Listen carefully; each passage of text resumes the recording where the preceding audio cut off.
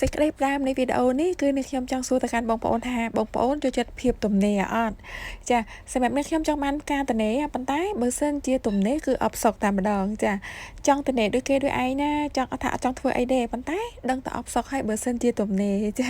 អញ្ចឹងហើយថ្ងៃនេះក៏ចេញមកធ្វើ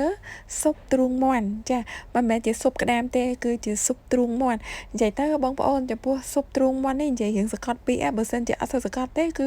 ចង់ចេញទៅជាទ្រូងមាន់ចឹងមិនទេចាហើយ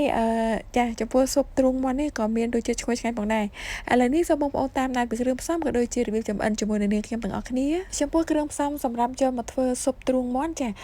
ផ្នែកបន្លែនោះក៏មានជាមួយនឹងការ៉ុតមានផ្សិតចំបើងមានផ្សិតខ្មៅហើយក៏មានជាមួយនឹងផ្សិតម្ជុលពោតលឿងផងដែរ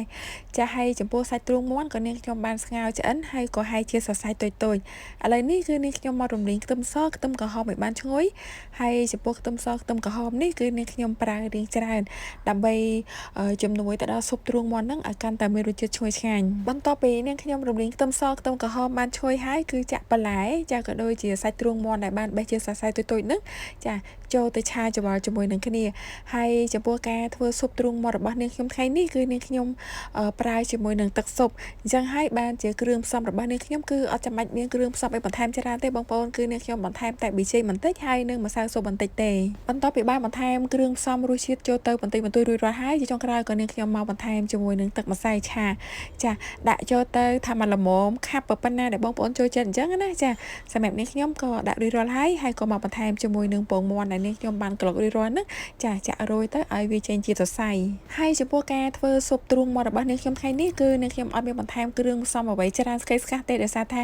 នាងខ្ញុំមានទឹកស៊ុបដែលមានរសជាតិរួចស្រាប់ហើយអញ្ចឹងក៏នាងខ្ញុំបន្ថែមតែប៊ីចេងបន្តិចហើយនិងម្សៅស៊ុបបន្តិចទេបើសិនបើជាបងប្អូនអត់មានទឹកស៊ុបទេបងប្អូនអាចរកឆ្អឹងទ្រូងមាន់ឬមកក៏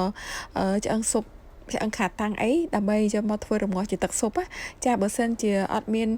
ជំនួយពីឆ្អឹងស៊ុបក៏រសជាតិស៊ុបទ្រូងមាន់របស់យើងក៏មិនសូវមានរសជាតិឆ្ងាញ់ផងដែរហើយចំពោះរសជាតិស៊ុបទ្រូងមាន់នេះក៏អ្នកខ្ញុំដឹងថាបងប្អូនដឹងរសជាតិហើយចាវាដូចទៅនឹងស៊ុបក្តាមអញ្ចឹងมันមានរសជាតិឲ្យធ្ងន់ពេកទេចារសជាតិធ្ងន់នោះក៏នេះខ្ញុំចង់ផ្ដោតទៅលើរសជាតិមិនថាប្រៃពេកឬមួយក៏ផ្អែមពេកទេចារសជាតិវាមកឡែមល្មមយើងញ៉ាំបានច្រើនអញ្ចឹងណាបន្ទាប់ពីបានដួសស៊ុបដាក់ចូលទៅក្នុងចានរួចរាល់ហើយឥឡូវនេះក៏មកបន្ថែមគ្រឿងឈ្ងុយមានដូចជាជីវ៉ាន់ស៊ុយមានខ្ទឹមក្រហមបំពងមានសាច់ខ្ទឹមហើយក៏មានបន្ថែមជាមួយនឹងម្រេចម៉ដ្ឋបន្តិចផងដែរហើយឥឡូវនេះស៊ុបរបស់នាងខ្ញុំបានរៀបចំរួចរាល់ហើយក៏គួរឲ្យចង់ញ៉ាំផងដែរហើយបើសិនមកជាបងប្អូនពេញចិត្តការបង្ហាញរបស់នាងខ្ញុំសូមបងប្អូនជួយចុច like ក៏ដូចជា share ចែករំលែកដើម្បីទទួលបានវីដេអូថ្មីៗរបស់នាងខ្ញុំហើយនាងខ្ញុំសុគន្ធាក៏សូមជូនពរបងប្អូនទាំងអស់គ្នាមានសុខភាពល្អជួបគ្នានៅវីដេអូក្រោយៗទៀត